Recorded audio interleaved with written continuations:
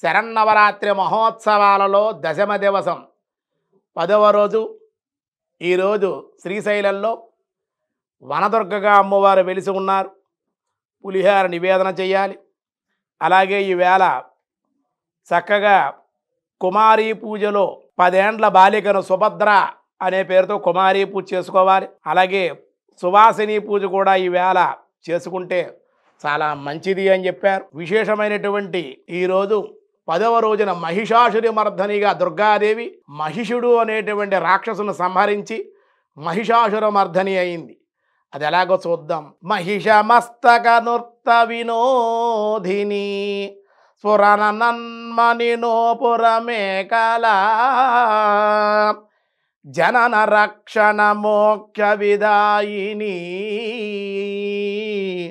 జయతి శుంభని శుంభని శోధిని జయ జయ హే మహిషాసురమర్ధని జయ జయ హే మహిషాసురమర్ధని అన్నారు. అమ్మవారిని దేవతలు ఋషులు కూడా ఈ విధంగా స్తుతించారమ్మా తల్లి మహిషాసురమర్ధని అన్నారు. ఎందుకంటే విశేషమైన శక్తి సంపన్నురాలేవిడి కాబట్టి ఆవిడి యుద్ధానికి వెళ్ళాలి. ఋషులు దేవతలు కూడా వేడుకుని దేవతలందరూ కూడా త్రిమూర్తులు మొదలైన వాళ్ళ శక్తులన్నీ కూడా అమ్మవారికి సమకూర్చి అమ్మవారిని విశేషంగా ఆరాధించి పూజించి ఆయిగిరి నందిని నందిత మేదిని విశ్వ వినోదిని నందినుతే గిరివర వింజ శిరోధిని వాసిని విష్ణు విలాసిని జిష్ణునుతే భగవతి హే స్థితి కంఠ కుటుంబిని భూరి కుటుంబిని భూరి కృతే జయ జయ హే మహిషాసురమర్ధిని రమ్యకపర్ధిని శైలస్తుతే అన్నారు. ఇంకా ఏమంటున్నారంటే అమ్మవారిని సురవర వర్షిని దుర్ధర ధర్షిని దుర్ముఖమర్షిని హర్షరతే త్రిభువన పోషక శంకర పోషిని కల్మషమోజని ఘోరరతే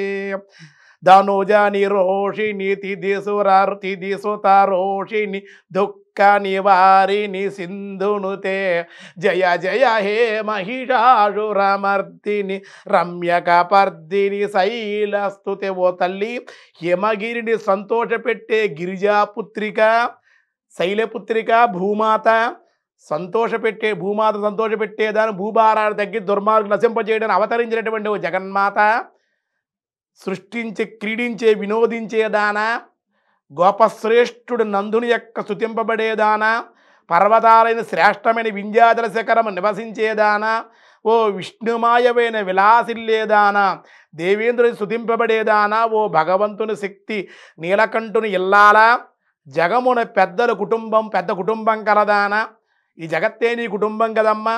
అటువంటి ఓ పర్వతరాజపుత్రిక నీకు జయము నీకు జయము నీకు జయము కలుగుగాక అని వాళ్ళంతా కూడా ఆ మహిషాసుర మర్ధనిని అంటే దుర్గాదేవే మహిషాసురుని సంహరించడానికి వెళ్తోంది కాబట్టి అమ్మవారు అష్టభుజాలలో కూడా ఆవిడి శంఖాన్ని పాశాన్ని ఖడ్గాన్ని కటీరాన్ని అంకుశాన్ని కుంతలాన్ని ఇలాగా ఆవిడి గదని కూడా ధరించి అష్టభుజాలతోటి కూడా దుర్గాదేవి మహిషాసుర సంహారం కోసం వెళ్తోంది. ఎరుపు రంగు వస్త్రం ధరింపజేస్తారు అమ్మవారికి. ఎరుపు రంగు ఊదా రంగు అలాగే ఎరుపు రంగు పుష్పాలు మందార పుష్పాలతోటి ఎర్రటి కలువలతోటి కూడా ఈరోజు అమ్మవారిని ఆరాధించాలి. మామూలుగా బ్రాహ్మణులు అయితే కనుక మేము పప్పు ఇవన్నీ తింటాం. కానీ అమ్మవారికి అలా పెడితే యుద్ధానికి వెళ్ళేటప్పుడు పప్పులు ఉప్పులు నెయ్యి వేస్తే కుదరదు కదా. అల్లపు గాలులతో నీకు శక్తి కావాలి. మీరంటే అవి ఇవి తింటారు, మరి మేము బ్రాహ్మణం దేవతలు తినరు కదా వీళ్ళు. కాబట్టి అటువంటి శక్తి గారెల్లో ఉంటుంది. అందుకే అల్లంగారులు తినండయ్యా బాబు రోజు అని చెప్పారు. వారానికి ఒక్కసారి 2 సార్లు తినాలట. ఆ అల్లపు గారెలు అమ్మవారికి నివేదన చేయాలి. పులిహోర కదంబం కేసరీబాద్ దధ్యాన్నం ఇటువంటి బలమైనటువంటివన్నీ కూడా అమ్మవారికి వాళ్ళు భుజింపజేశారు, ఇచ్చారు. బలంగా ఆహారాన్ని ఇచ్చారు. ఇవన్నీ పెట్టి బలంగా ఆయుధాలు ఇచ్చారు. బలంగా దేవతలందరూ కూడా దుర్గాదేవికి ఆ శక్తిని ఇచ్చారన్నమాట. కాబట్టి మహిషమస్తక నృత్త వినోదిని అని చెప్పారు. వాడి యొక్క కుర్తికి కట్ చేసేసింది అన్నమాట తల ఆ విధంగా. అంతేకాదు ఆవిడ విశేషమైనటువంటి శక్తి సంపన్నురాలుగా ఈవిని ఆరాధిస్తే ప్రయోగాల వల్ల నరఘోష, దిష్టిదోషం, దృష్టిదోషాలు, వాహనగండాలు, అపమృత్యుగండాలు, భయాలు, ఈర్ష్య, అసూయ ఇలాంటి గుణాలు ఏవైతే ఉంటాయో అవన్నీ కూడా ఈరోజు మహిషాసురమర్దనే అమ్మవారిని ఆరాధించ. మహిషుడు అనేటువంటి వాడు గేది ముఖం కలిగి దున్నపోతమాట గేది నల్లగా ముఖం కలిగి ఉంటాడు. ఆ ముఖంతో ఉన్న వాడిని సంహరించి అమ్మవారినే మోహింపజేయాలనుకున్నాడు వాడు. నీకు నీ పనిలా ఉందరా అని వెంటనే సింహాన్ని పిలిచింది. ఏమే నీకు ఆకలిగా ఉందా అని అడిగింది. అవును అంది. దా పిక్కబెట్టి కొరికేది దిగారని చెప్పి తీసుకెళ్ళింది. దీనికేమో ఆకలి, అమ్మవారికి వాడి ప్రాణాలు కావాలి, ఇక మాంసం కావాలి సింహానికి. వెంటనే వాడి పిక్కబట్టు కొరుకుతుంటే అమ్మవాడు వారి ప్రాణాలు తీసేస్తుందన్నమాట. కాబట్టి ఆ దుర్మార్గుడిని సంహరించి లోకాలకి దుర్గాదేవి శాంతిని కలిగించింది. మహిషుడు అనేటువంటి రాక్షసును సంహరించింది కాబట్టి అమ్మవారిని దేవతలు ఋషులు కూడా మహిషాసురమర్దని హరిగిరి నందిని నందిత వినోదిని నందినుతే అన్నారు. విశ్వ వినోదిని నందినుతే గిరివర వింజ శిరోదివ నివాసిని విష్ణు విలాసిని జిష్ణునుతే. నీకు జయం కలగాలి, జయం కలగాలని వచ్చింది ఆవిడ శాంతంగా కూడా వేడుకున్నారు. అటువంటి అమ్మవారిని ఆరాధిస్తే ఏ విధమైన భయాలు లేకుండా జ్ఞానాన్ని, సంపదల్ని కూడా ఇస్తుంది అన్నారు. ఈవేళ మళ్ళీ సాయంకాలం ఉదయం మహిషాసురమర్దనిగా ఉంటుంది, సాయంకాలం కాళికాదేవి రూపంలో ఉంటుంది. నమస్తే సిద్ధసేనాని ఆర్యే మందరవాసిని కుమారి కాళీ కపాలి కపిలే కృష్ణ పింగళే భద్రకాళి నమస్తుభ్యం మహాకాళి నమోస్తుతే. అమ్మవారు ఒకసారి చిన్నపిల్లగా ఉందిటండి, పెళ్ళిడికి వచ్చిందన్నమాట. అటువంటి అమ్మాయి శివుడు అక్కడ ఉంటే అటు ఇటు తిరుగుతుందిట. ఓ నల్లపిల్ల కాళీ అన్నట్టు. కాళీ అంటే నల్లపిల్ల అని. నువ్వు నల్లపిల్ల అంటావా నన్ను, నేను నిన్నే పెళ్లి చేసుకుంటా, నీ పని పడతావని చెప్పి శివుడిని ఏడిపించింది పరిహాసంగా. నన్ను నల్లపిల్ల అంటావా, కాళీ అంటే నల్లపిల్ల అని అర్థం. రాత్రి రూపంగా నల్లగా ఉంటుంది, నల్లటి వస్త్రాలు ధరిస్తున్నాడు, ఎర్రటి వస్త్రాలు నల్లటి వస్త్రాలు ధరిస్తుంది. కాళీ అనగా నువ్వు నన్నే ఏడిపిస్తావా, నువ్వు కాళీ అని నేను నిన్నే పెళ్లి చేసుకున్న పట్టుబట్టి పరమశివుడిని పెళ్లి చేసుకుంది. అన్ని శ్మశానాలు, మహాశ్మశానాల్లో ప్రేతాలు, భూతాలు ఉంటాయి.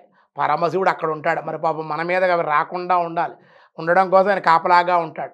భర్తకు సాయం చేయడం కోసం కాళీ రాత్రి రూపేణ కాళిక, రాత్రి రూపం చీకటి రూపం ఆవిడిదే. కాబట్టి ఆ రూపంలో పరమశివుడికి భద్రకాళిగా, వరంగల్లో ఉంది భద్రకాళి అమ్మవారు, ఆ భద్రకాళిగా స్వామికి సహాయంగా ఉంటుంది. కాబట్టి అమ్మవారిని వేడుకుని కాళికాదేవిని సాయంత్రం ఇవాళ ఆరాధించి, కొన్ని దేవాలయాలు కాళికా అవతారం ఇవాళ 2 అవతారాలు ఉంటాయి. ఇవాళ కాళికా రూపంలో అమ్మవారిని ఆరాధిస్తే చెడు ప్రయోగాలు, ఈ ప్రయోగాలు, చేతబడులు ఇవన్నీ అంటారే అవన్నీ కూడా మన దగ్గరికి కూడా ఆవిడే. కాబట్టి ఆవిడ దగ్గరికి కూడా రానివ్వదు. వీడు నా భక్తుడు, వీడిని ఏం చేయకండి అంటుంది. చేయదు ఆవిడ, హాని తలపెట్టదన్నమాట. చేసేవాడు ఆవిడ చేస్తే కూడా దగ్గర రానివ్వకుండా సంహరించకుండా రక్షిస్తుంది అన్నమాట కాళిక. అటువంటి కాళికా స్వరూపంతో ఎర్రటి అన్నాన్ని, రక్తాన్నాన్ని, నిమ్మకాయల దండ, కపోలమాలలు, కత్తి, రక్తపాత్ర ఇవన్నీ ధరించి ఉంటుంది. నల్లటి వస్త్రాలు, ఎర్రటి పువ్వులు, నల్లటి పుష్పాలు అమ్మవారికి.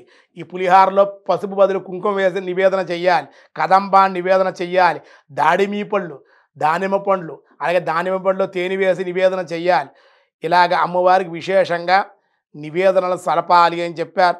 అలాగే చలివిడి పానకం కూడా సాయంత్రం నివేదన చేస్తే కాళికాదేవి కూడా చాలా మంచిది అన్నారు. కూష్మాండ బలిదానం ఉదయం మహిషాసురమర్దనికి, సాయంత్రం కాళికాదేవి కూడా అవతారం చూపించే ముందు గుమ్మడికాయ మీద, ఎర్రటి గుమ్మడికాయ మీద కన్నా తెల్ల గుమ్మడికాయ మీద కానీ కర్పూరం పెట్టి వెలిగించి హారతి ఇచ్చే కూష్మాండ బలి ఇవ్వాలి. లేకపోతే ప్రమాదాలు జరగకుండా చూసుకుని అమ్మవారు దర్శించుకోవాలి. దానివల్ల ఏ విధమైన భయం ఏమి ఉండదు.